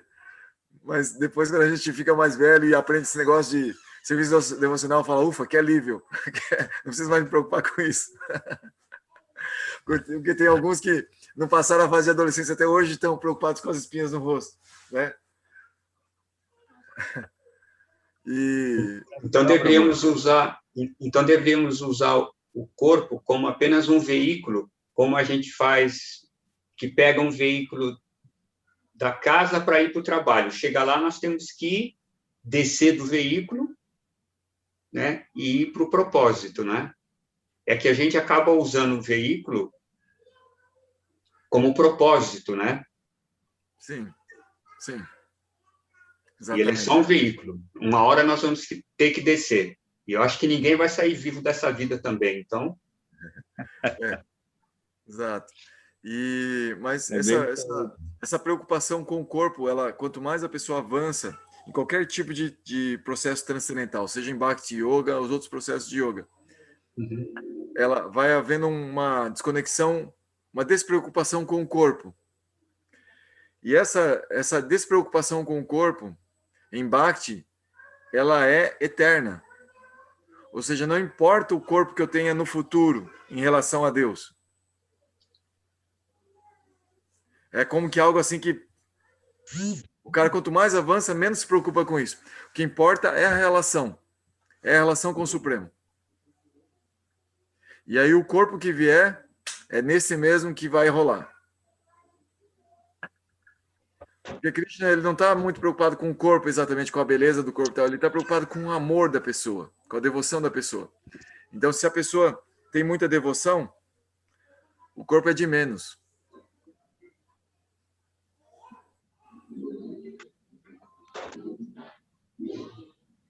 É de menos, mas é importante, né? Assim, tem uma história, por exemplo, que havia um devoto chamado Rupa. Será que foi Rupa? Me ajuda aí. Rupa Goswami, que ele foi para Vrindavan. E quando ele chegou em Vrindavan, já tinha ido embora os outros devotos que ele gostava muito, que era Chaitanya Mahaprabhu, Sanatana Goswami, Jiva Goswami. O pessoal tinha ido embora. Então, os grandes devotos que ele admirava, gostava, ele queria ver, foram embora. Ele era o mais novinho. Então, quando ele chegou lá, ele já estava maduro, não um homem feito. Chegou lá, já tinha todo mundo morrido. E daí ele falou assim, então quer saber uma coisa? Se eles não estão aqui, acabou a minha vontade de viver. Eu vou me jogar de Govardhana, ali da colina de Govardhana, vou me suicidar, acabar com esse sofrimento, acabar com essa vida, vou, quem sabe, perto deles, ou vou virar um fantasma. Diz que quem suicida vira fantasma. Não importa, vou lá. E aí ele teve um sonho em que Krishna dava um maço nele e falava, como assim? Você pensa que o seu corpo é seu? Seu corpo é meu. Você tem que viver e tem que cuidar muito bem do seu corpo para mim. Eu quero que você faça muita coisa para mim, nesse corpo. E daí ele acordou desse sonho bem feliz, né, de ter encontrado com Krishna. E viveu uma vida muito longa, escreveu muitos livros e teve muita história para contar. Rupa Goswami. Tem bastante livro interessante dele. Quem puder ler esses livros dele, recomendo. Ele viveu há uns 500 anos atrás. Livros de Bhakti Yoga, muito, muito impressionante, assim. Uma coisa que me deixou com duas palavras meio confuso, Gora, é a palavra eternidade e tempo. Como que fica essas duas palavras, né? Quando a gente fala em eternidade, a gente está falando também de tempo, mas eu sei que ela abraça outras coisas, mas de uma forma nua e crua, a eternidade me lembra de tempo. E aí a gente, você comenta, quer dizer, no Gita está dizendo que Krishna também é o tempo, é o senhor do tempo. Como é que fica? Me embaracei um pouquinho nessas palavras agora. Então, a eternidade, ela tem essa característica, né, da transcendência, eternidade, que é o sempre, né? Sempre. Me remete muito à palavra absoluto, né? O sempre. Sempre existe, sempre está, eterno. Não vai modificar, eterno, né? Permanente. E o tempo ele tem essa característica. Ele sempre é, né? Ele sempre está modificando a matéria. E aí, se ele sempre está modificando a matéria e ele sempre é, como é que é o tempo na transcendência? O tempo na eternidade? Como que ele é? Se eu vou viver na eternidade, onde eu não lido mais com a matéria que muda constantemente no tempo, eu lido com a transcendência, onde tudo é como sempre será. Não é que tudo é paradinho, mas as formas não mudam. As formas não mudam com o tempo. E ali, o que eu já escutei falar é que ali o que muda é justamente a consciência. A maneira como eu me relaciono, como eu vejo o mundo é que muda. Na eternidade, você está dizendo, ou no tempo? Ou nos dois? Na eternidade. Na eternidade, o que muda é a consciência. Não a forma. Aqui na matéria, o que muda é a forma. A gente malemar percebe a mudança da consciência. Mas aqui também a consciência pode mudar. Hoje mesmo a gente conversava sobre isso. Que, eventualmente, alguém pode dar um clique em que a consciência mudou completamente. Então, esse é o tempo eterno. Esse é a pessoa encontrando essa parcela de si que nunca mudava, que mudou e que dali para frente ela vai modificando também nessa ação do tempo eterno. E a ação do tempo eterno pode ser em tempos totalmente diferentes do tempo material. Totalmente diferente.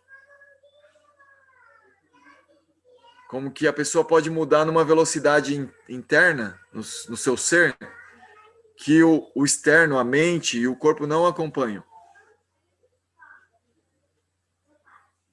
A pessoa pode ter uma percepção de mundo que sua mente e seu corpo não acompanham. Como assim, Goura? Pela fé.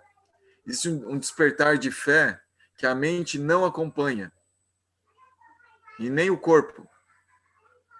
uma fé que seria capaz de mudar tudo, todo um mundo, só que não consegue mudar porque a mente e o corpo não acompanham. Então ela tolera que o mundo seja daquele jeito ainda, mesmo ela sabendo que é tão maior do que aquilo que ela consegue perceber e consegue viver. Então a fé está dando condições dela estar em outra plataforma de experiência. E esse é o tempo transcendental. Quando a pessoa começa a lidar com o tempo dessa forma, ela esquece de olhar o tempo material.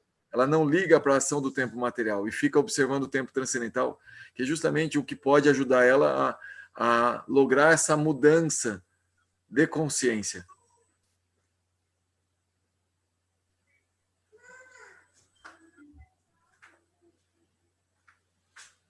Então, literalmente está enxergando as coisas, literalmente está enxergando tudo de outra forma, né, Prabhu? Sim, sim.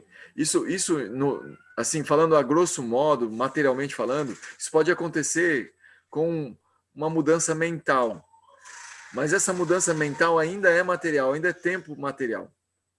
Quando a gente fala de mudança de consciência, eu vou abusar de um conceito de Siracira Maharaj para abordar esse tema. Siracira Maharaj diz assim, que existem 3 plataformas de existência: exploração, renúncia e dedicação.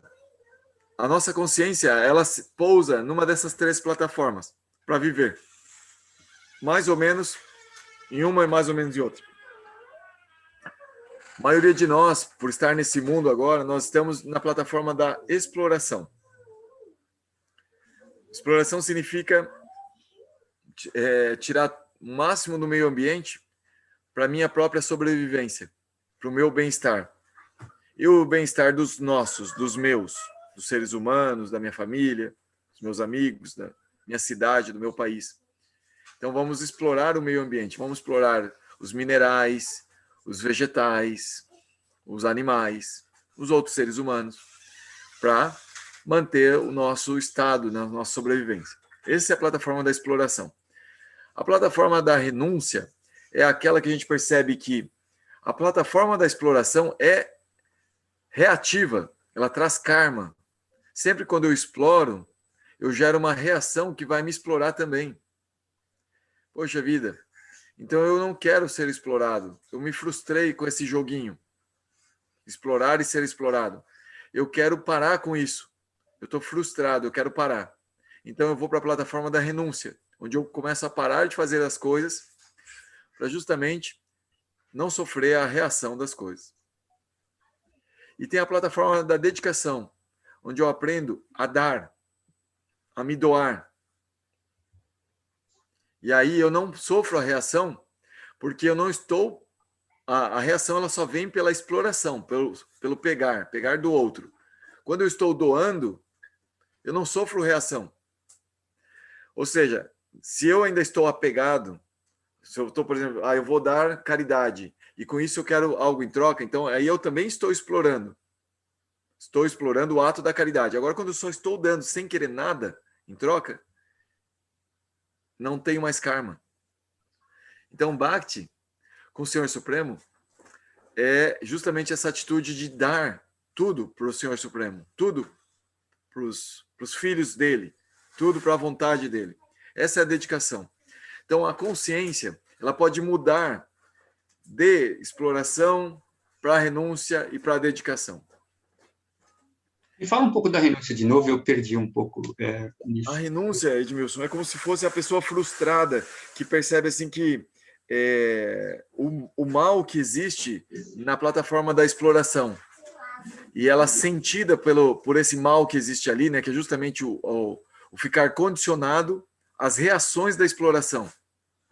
Esse condicionamento, esse ciclo, né, de exploração que eu exploro, depois eu sou explorado, eu exploro, depois sou explorado, eu exploro, depois sou explorado. A pessoa parece que se cansa disso, se frustra, fala, eu quero sair disso. E a saída, ela pensa que é parar o ciclo. Sair fora do ciclo e não fazer mais nada. Não faço mais nada. Então eu paro de interagir, corto minhas ações, renuncio. Começo a ter uma indiferença para com o mundo. E tem a dedicação, em que eu não exploro e nem renuncio. Eu dou. Nesse tipo de plataforma da dedicação, a pessoa fica parecendo que está explorando, parecendo que está renunciando. Mas ela não faz isso para si mesma, ela faz em função do outro, da dedicação. Um exemplo, uma mãe. Uma mãe, ela gosta de dormir até tarde, mas ela tem que cuidar das crianças porque elas vão para a escola, por exemplo. Aí ela acorda cedo, ela sabe que aquilo vai fazer as crianças felizes, e ela também vai se sentir satisfeita em ver as crianças felizes, saudáveis e tal. Então ela acorda cedo, faz o cafezinho, vai lá e leva. E ela renuncia ao sono, não porque o sono é prejudicial à sua vida espiritual, porque o sono vai ficar atando ela renuncia por amor, pelo benefício do outro. Então ela está na plataforma da dedicação. Ela está renunciando. Mas aí você me confundiu com a renúncia. Não, então, aí você me confundiu essa dedicação com a renúncia. Isso, porque nesse exemplo, eu tô justamente pegando o exemplo de renúncia dentro da plataforma da dedicação. Daí a pessoa, ela renuncia a certas coisas, mas como não é para ela mesma, isso não é reativo. Tá, entendi. Agora entendi. Tá. A renúncia no sentido de fazer e não desfrutar para si mesmo. Para si mesmo. É para o outro desfrutar. É para Krishna, por exemplo. Um exemplo para Krishna. Eu quero, por exemplo, vou fazer um jejum, vou parar de comer hoje. Para quem? Para você mesmo? Para a dieta, para você ficar mais bonito e tal? Não, é para Krishna. Hoje não quero comer, que comer é uma parte importante do meu dia. Eu sempre estou pensando em comer, mas hoje, ao invés de pensar em comer, eu vou pensar em orar. Eu vou ficar em oração o dia todo. E vou fazer essa renúncia para Krishna. Então, a pessoa faz renúncias, mas pensando na satisfação de Deus. Ela explora pensando na satisfação de Deus. Por exemplo, existe uma prática dentro de Bhakti Yoga que é pegar e oferecer todo o alimento que tem para o Senhor Supremo. E ela é interessante, Edmilson, que ela é assim, ó, você vai, trabalha, ganha dinheiro, pensando nesse dinheiro comprar alguma coisa para satisfazer a Deus. Aí você vai no supermercado, vai na feira, compra alguns alimentos, alguns ingredientes para cozinhar algo para Deus. Aí você cozinha e põe os temperos e fala, vai ficar bem gostoso para agradar a Deus. Aí você vai e oferece para Deus depois que está pronto.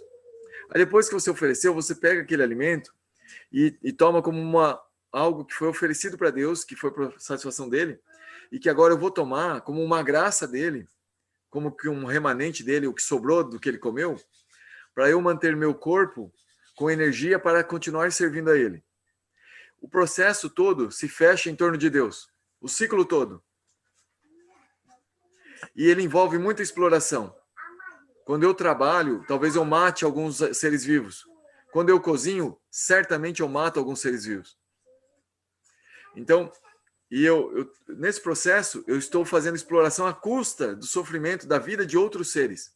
Mas como esse trabalho está sendo todo girado em torno de Deus, ele é o centro, esse trabalho todo não é reativo.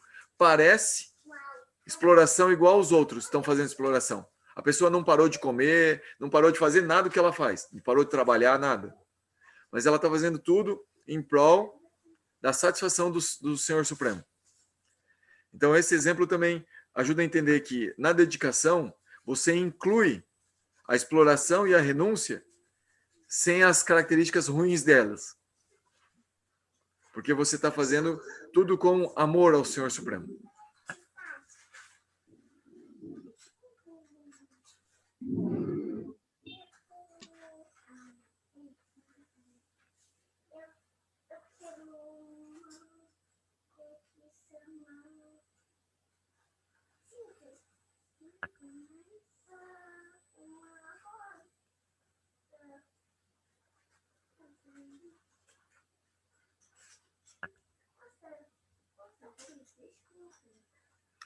Pessoal, vocês têm mais algum comentário, alguma dúvida? Pessoal aqui, tem algo que chamou a atenção, vocês querem conversar?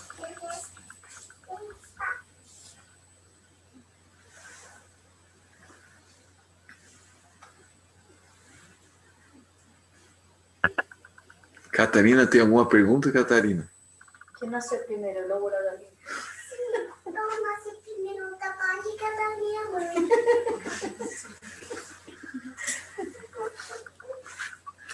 Pessoal, então, eu aproveito então para convidar vocês para a gente se encontrar no próximo capítulo, capítulo 12, que é o fechamento desse ciclo de Bhakti Yoga. É um capítulo muito bonito. E Krishna dá um roteirinho ali muito especial, que é como se funciona muitas vezes como um resumo do principal conhecimento sobre yoga que Krishna deu no Bhagavad Gita. Então vamos aproveitar, né, estudar esse capítulo 12 juntos aí, se puder, né? Se não puder, estuda ele, você aí, porque ele traz esse roteirinho e ele é essencial assim para entender todo esse processo de yoga que Krishna está entregando no Bhagavad Gita. Resumão. Vai ser no domingo. Gratidão por tudo aí, Prabhu. Quarta-feira. Gratidão por tudo aí.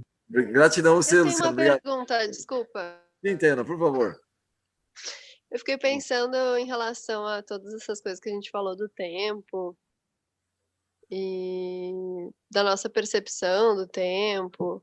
Eu fiquei pensando se tu terias, Guru, alguma colocação para trazer sobre a memória, porque eu acho que a memória também tem uma relação estranha assim com o tempo, né? Na memória a gente vai e volta, enfim, tem uma coisa meio...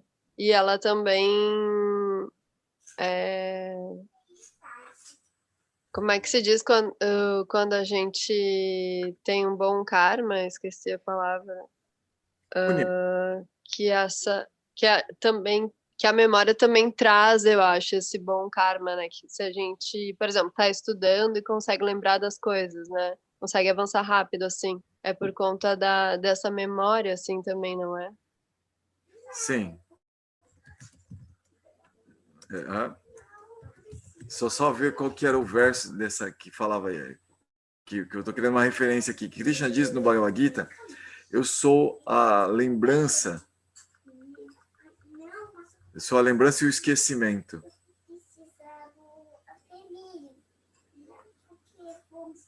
Ai, não. Eu sou o sou a lembrança e o esquecimento. Alguém lembra aqui? Eu sei o conhecimento. Eu sou a lembrança e o esquecimento. O conhecimento, a lembrança e o esquecimento. Jnana Smritya Puranascha. Jnana Smritya Puranascha. Tá, peraí, deixa. Jnana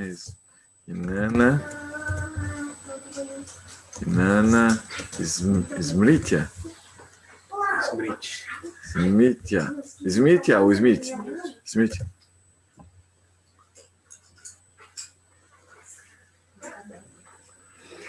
E uma observação legal é que a memória ela não é inerente ao corpo, não está no cérebro, como que você pode perguntar para uma pessoa onde está a sua memória, está no cérebro, a pessoa pensa, mas não está no nosso cérebro. Uhum. Então, que essa afirmação de Krishna que ele é a lembrança e é o esquecimento, ele também é o esquecimento, pena, conecta-se que a memória tem essa relação com o karma da pessoa, mas que quem é o controlador da chave, né, dessa memória boa ou memória ruim é Krishna. Então ele faz uma pessoa esquecer e ele faz uma pessoa se lembrar de determinadas coisas. Isso está no controle dele. Então um jeito de perceber essa relação temporal que é a memória, né, que é uma relação com Krishna também, no fim das contas, assim. Prabhu? Não é algo que depende do nosso esforço, do nosso karma só. Prabhu, só para tentar dar uma linkada aí nessa pergunta aí também, mas sim, a memória é minha, né? Krishna, ele só tira ela ou dá ela, né? Sim. Exato. Isso. É minha, assim, né? Não é, quer dizer, é minha no sentido de é uma relação minha com Krishna. Né? Sou eu que percebo a memória que é Krishna. Não tem outra pessoa que consiga perceber no meu lugar. Entendi. Obrigado, Prabhu. Obrigado a vocês. E assim, Krishna é o tempo em todas as suas colocações, tipo, não é só esse tempo eterno, né? Passado, futuro, ele é tudo, né? Então, porque você imagina assim que o tempo ele é o passado, o presente e o futuro, o tempo, né? Ele é essas percepções, né? Ele está presente, ele está absolutamente no passado, no presente e no futuro. Então, uma pessoa que tem um relacionamento, sabe como ele é, quem ele é e tem a permissão dele, pode observá-lo naquilo que a gente chama de passado, pode observá-lo naquilo que a gente chama de futuro e pode observá-lo no presente. Então, essas pessoas que têm clarividência ou percepções do passado ou percepções do futuro, elas estão tendo um tipo particular de relacionamento com o tempo. O tempo está se revelando para elas, de alguma forma. É que o tempo só aparece pelos objetos, né? Pelas coisas, assim, pelas formas. Então, a gente consegue perceber como que ele não é assim, ele não tem uma forma exata. Você vê, né? Essa tua pergunta, ela é a essência do capítulo 11. Como é que se percebe o tempo? Depois que Krishna mostrar a forma universal, Arjuna falou, mas o que é isso, né? Aí ele falou, eu sou o tempo. Então, é isso que a gente percebe que é o universo, né? Tudo isso que a gente vê ao nosso redor, isso é o tempo. Você tem razão nisso, quando você fala que a gente só percebe nas formas, assim. Assim que a gente percebe o tempo. Mas é como que... É igual a gente fala assim, Tayana. Você olha o Edmilson ali e fala assim, você está vendo o Edmilson mesmo? Não, você está vendo o corpo dele. Mas é o Edmilson. Mas é o corpo dele. Mas é o Edmilson. Mas é o corpo dele. Assim, é a mesma coisa se você olhar para a forma universal e falar, é o tempo. Mas é o corpo dele. Entende? Assim, Sim, então, é essa coisa que está por trás, né? Assim, tipo, isso. não sei. A essência é como a alma de toda a forma universal é o tempo.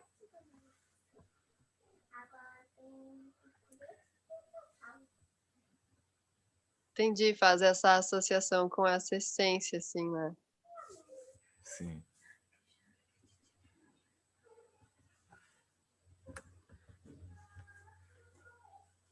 Obrigada. Obrigado a você.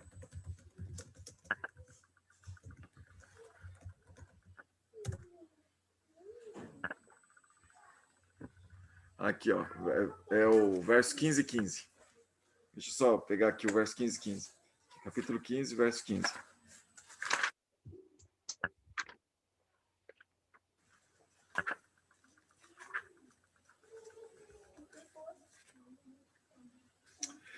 Estou situado como Antaryami no coração de todas as entidades vivas. A lembrança, o conhecimento e o esquecimento provêm de mim. Sou o objetivo único do conhecimento védico. Sou a origem, o compilador e o conhecedor do Vedanta. Esse é o verso 15 e 15. Oh.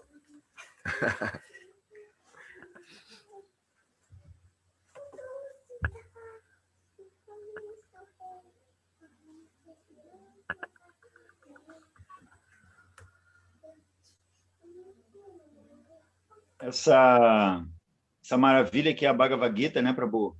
Ela é um convite eterno para a gente descobrir a essência das coisas, né, Prabhu? Sim, sim. Descobrir a essência, né? É um convite eterno para descobrir a essência de tudo, né? É uma maravilha. Né? Maravilha.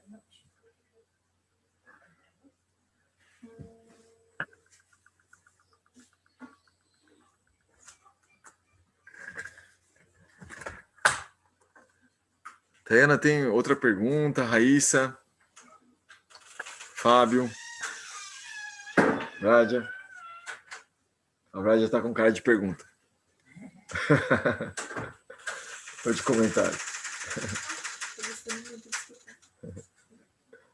Matashi. Prabhu.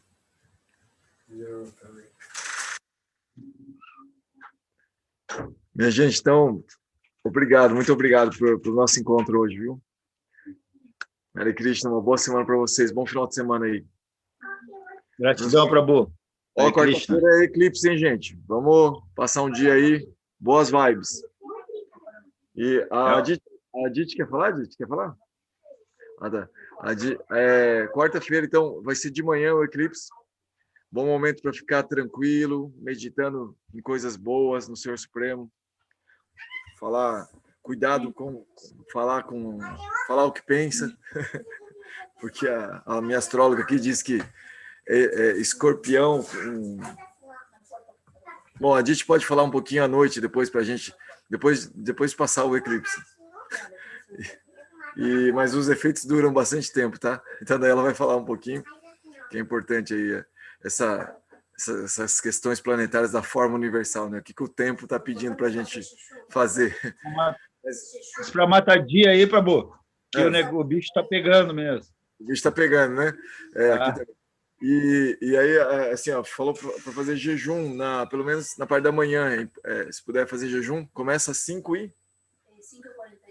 5h48 da manhã, até às 10h30